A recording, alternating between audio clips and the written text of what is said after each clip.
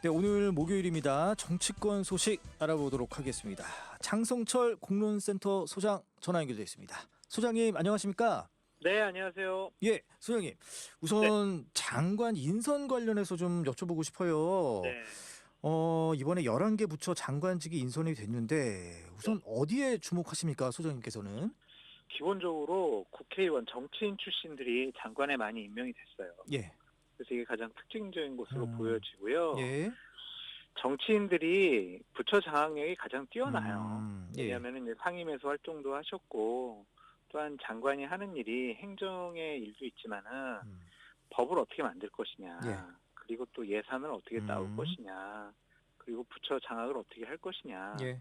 또 이런 것들을 따기 위해서 여야 의원들 찾아다니면서 어떻게 정치력을 발휘할 것이냐, 예. 이런 것들이 장관의 주요한 역할이거든요. 네네. 그거 제일 잘할 수 있는 분들이 국회의원 정치인들이에요. 예. 그래서 이번에 그런 전문성을 인정하셔가지고 국회의원 출신들을 많이 임명하신 것은 대단히 긍정적이고 잘한 것이다라고 볼 수밖에 없네요. 아, 그렇군요. 아니, 그런데 이 송미령 농식품부 장관이 유임이 됐습니다. 네. 뭐 전국 농민회 총연맹이라든지 특히 뭐 전라도 지역의 좀 분위기가 심상치 않은데, 네. 아니 뭐 농촌이나 농업 관련 전문가들이나 또 아까 말씀하신 대로 다른 정치인 출신들도 많을 텐데 왜 굳이 유임을 했을까 참 이해가 안 되거든요. 어떻게 보세요? 대통령실의 공식 입장은 탕평인사다, 통합인사다, 진영을 가리지 않고 이념을 가리지 않고 전문성이 있고 능력이 있는 사람은 우리가 함께 일을 하겠다. 그의 상징적인 사람이 송미령 농림축산부 장관이다. 이런 식으로 얘기를 하고 있어요. 지금 민주당 의원들도 상당히 반발을 하고 있고요. 또한 농민단체들도 말씀 주신 대로 반발을 많이 하고 있는데, 어제 같은 경우에는 우상호 정무수석이 국회에 찾아다니면서 많은 민주당 의원들 좀 설득도 했고, 대통령의 인사 방침에 대해서 좀 설명을 했는데, 그리고 어제는 이제 또 송미령 장관이 상임위에 나와가지고, 제가 예전에 양곡관리법에 대해서 좀 자극적인 말로 한 것은 죄송하게 생각을 한다, 사과까지 하면서, 본인도 이제 사퇴할 의사나 의지가 없어 보이고, 대통령실에서도 이것을 지명 처리할 생각은 좀 없는 것 같아요. 그래서 이제 농민분들도 이제 반발을 하고 있지만, 송미령 장관이 양곡관리법을 추진을 하면서 그 어떤 대안적인 정책적인 모습도 좀 보여주겠다고 했으니 일단은 좀 지켜봐야 될 것 같은데, 이제 모양이 우스워진 거는 국민의힘 의원들이에요. 예전에 송미령 장관 일 잘한다, 양곡관리법 반대 잘했다 막 이렇게 했는데 지금 이제 양곡관리법 추진해야 될 거 아니에요. 그래서 지금 송미령 장관 당신 사퇴하라, 이제 또 국민의힘 의원들이 현재 이러고 있는 상황이라서 한동안은 좀 상임위에서 시끄러울 것 같아요. 근데 이제 장관이 유임된 거잖아요. 그래서 인사청문회는 없어요. 그렇죠. 맞아요. 네. 아니, 그러니까 네, 상임위에서 열심히 잘 설명하시면은 또 그냥 장관직 계속 하실 것 같아요. 아니, 근데 이 양곡관리법 개정안 관련해 가지고 앞서 말씀해 주셨듯이 뭐 농업사법을 농만법이다 이렇게 막 얘기를 해왔잖아요. 네. 아니, 그러다가 갑자기 정권 바뀌었다고 그래서 또 완전히 가치와 철학이 다른데 그 밑에 있는 공무원들은 또 시키는 대로 할 거 아니겠습니까?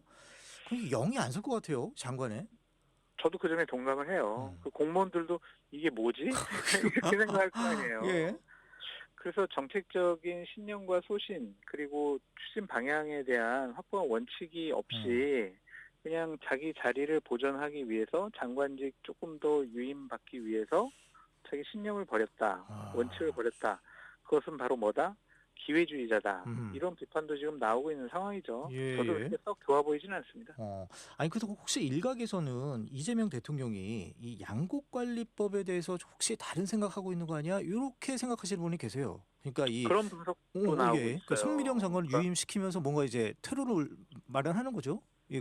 동의하세요? 맞습니다. 네, 그 부분도 있어 보여요. 그러니까 야당일 때는 호남이 농사를 많이 짓잖아요. 맞아요. 그러니까 그쪽 민심을 받기 위해서, 표를 더 얻기 위해서 양곡관리법을 추진했는데, 정권을 잡고 보니까 이거는 여러 가지 부작용이 있을 수 있다.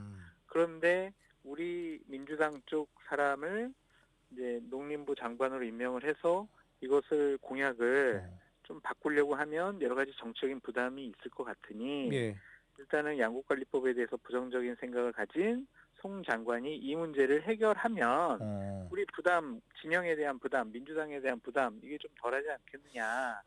그런 뭐 분석도 있는데 그거를 근데 그 제1 공약이었거든요. 근데 농림부와 관련해서 근데 그거를 이렇게 뒤집을 수 있을까? 그런 생각도 듭니다. 아 그렇군요. 요거 한번 어떻게 될지 한번 좀 살펴봐야 지켜봐야 될 것 돼요. 같습니다. 네. 예. 그 관련해서 하나만 더 여쭤보면 네.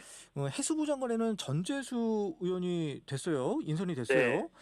아 이거 어떻게 보십니까? 뭐 PK 지역 교두보를 마련한 거다. 뭐 내년 지방선거용이다. 이런 얘기도 많은데 어떻게 보십니까?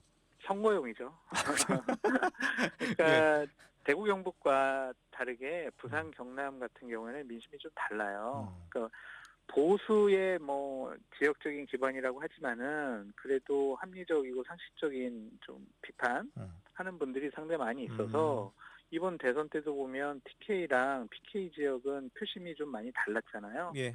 그래서 우리가 좀 잘만 하면은 내년도 부산시장, 경남도지사 선거, 뭐 구청장 선거에서 예. 우리가 좋은 성과를 이뤄낼 수 있겠다.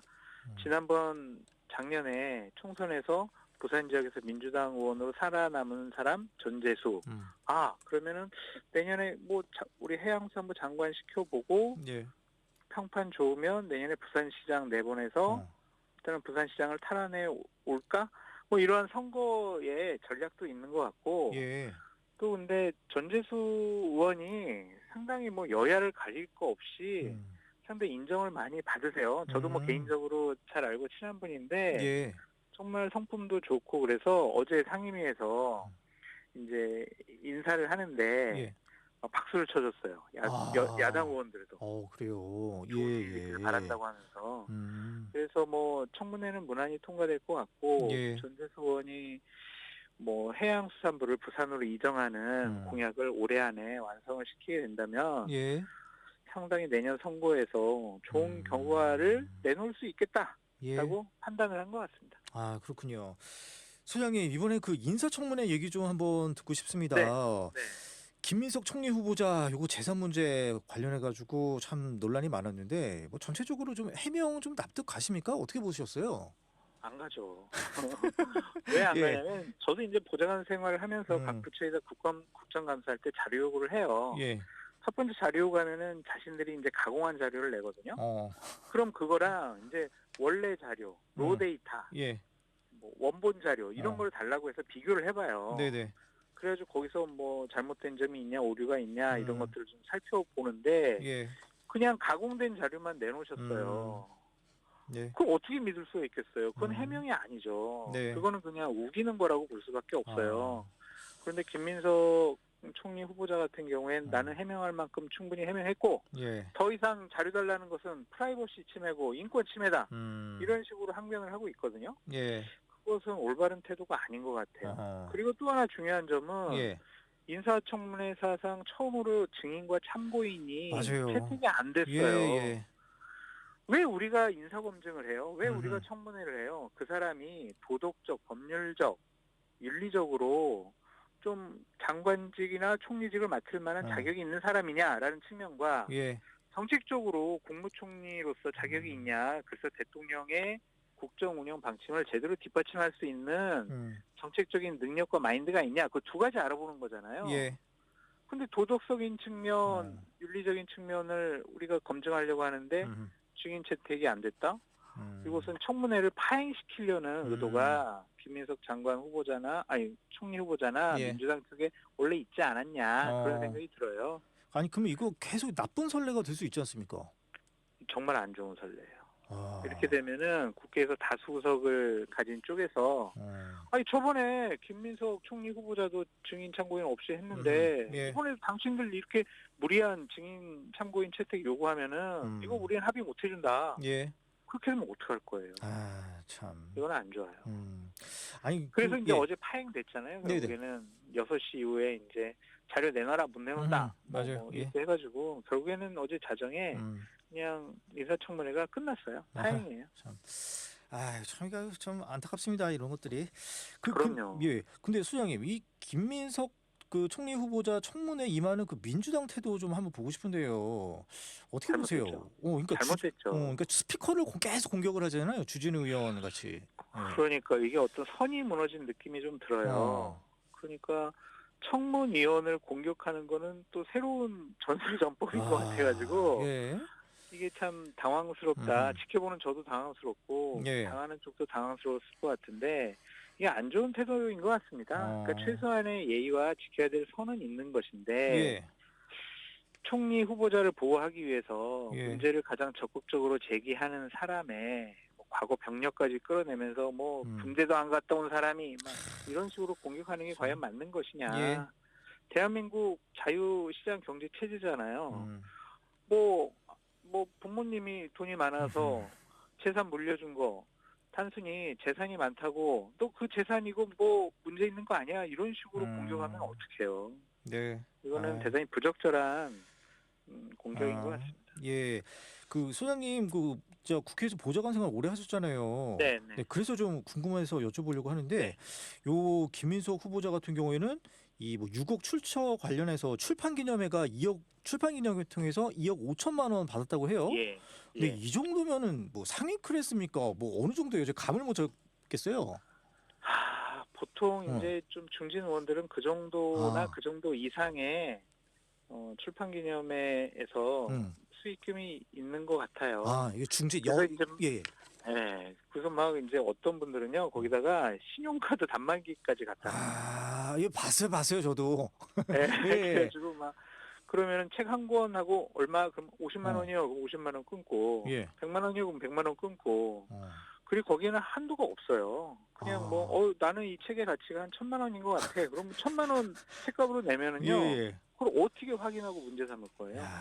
그래서 합법적으로 좀 음성적인 정치 자금을 모을 수 있는 그러한 수단이 아닌가. 그래서 출판기념회 같은 경우에는 제도적으로 좀 보완이 필요해 보입니다. 그렇군요. 그러면 요 한 2억 5천 정도는 그 여당과 야당 또 중진은 또 다르잖아요, 그죠? 네. 그러면 한 요거는 한 여당 중진 정도 받을 수 있는 클래스다. 아마 그 정도나 더 많이 받거나 아마 그럴 거예요. 이게 그래요? 두 번 해가지고 2억 5천 받으셨다는 거잖아요. 예. 근데 그거를 증명을 해라라고 하니까 그냥 내 말을 믿어라 이러잖아요. 예. 더 받았을 수도 있죠. 왜냐하면 그때 상임위원장인가 하셨을 거예요. 당시에. 네. 그러니까 관련 산하기관에서는 상임위원장한테 배보해야 되니까 액수가 그냥 평의원보다는 좀 높았을 수 있어요. 그래서 저는 솔직히 뭐 2억 5천 두 번에 2억 5천 받았다는 것도 못 믿겠어요. 그러니까 이런 의심을 갖고 있으면 원 자료를 내놔야죠. 보통 우리가 조의금이나 뭐 축의금이나 이런 거 받으면 쭉 정리 다 해놓잖아요. 해야죠. 그거 달라고 하니까 안 주잖아요. 좀 의심할 수밖에 없죠. 소장님, 그 민주당 전당대회 얘기 좀 듣고 싶은데요. 이 박찬대, 정청래 뭐 둘 다 친명 표방하고 있지 않습니까? 근데 뭐 누가 당대표 되든 뭐 다를 거 없을 것 같아요. 뭐 관전 포인트 뭐가 다를까요? 근데 누가 더 친명이냐? 누가 더 자기 생각이 없이 자기 신념과 고집이 없이 이재명 대통령의 국정 운영을 제대로 알아서 잘 뒷받침할 것이냐?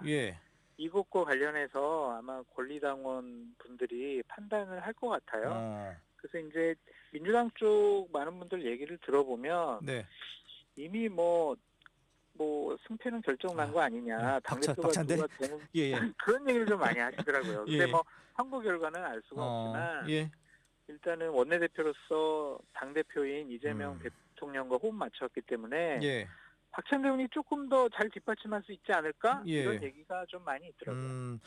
근데 이제 말씀해 주셨던 대로 이제 박찬대 의원이 이제 대표가 된다고 하면 이 박찬대 의원 성향상 이 결국 민주당이 대통령실 여의도 출장소가 되는 것 아니냐.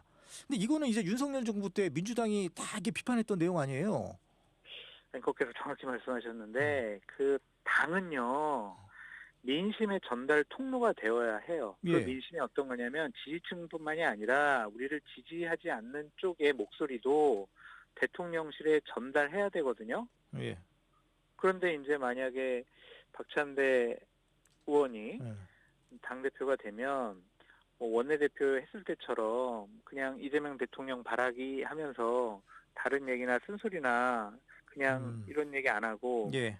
약간 그냥 듣기 좋은 얘기만 하고 대통령님 너무 잘하십니다. 막 이럴 가능성도 있다라는 비판이 나오는데 예. 현실적으로 집권 초기잖아요. 그래서 이제 이재명 정권이 무언가 일을 하기 위해서 추진하는 법률 개정과 예산을 집권 여당으로서 뒷받침해야 된다.